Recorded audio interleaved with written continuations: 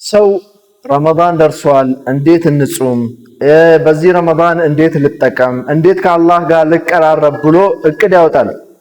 አንዳንድ ሰው ረመዳንህን የሚያበላሽ ነገር የሚያስወስን ሰው ደግሞ አለ። አላህ ይጠብቀን።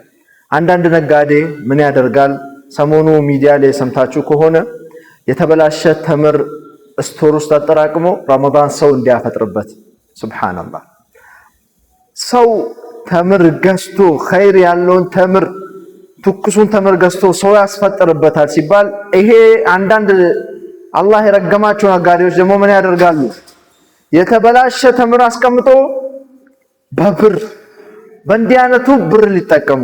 ሱብሃንአላህ። እንዲህ አይነት ሰው መሆን የለብንም።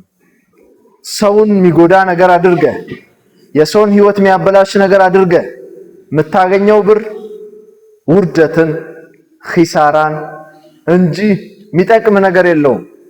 በንግድ በምታደርገው የእያንዳንዱ ነገር አላህን መፍራት።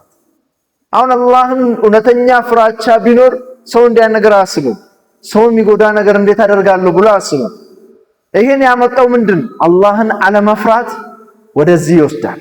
አላህን እንፍራ፣ አላህን እንፍራ። ሰላም አለይኩም ወራህመቱላህ።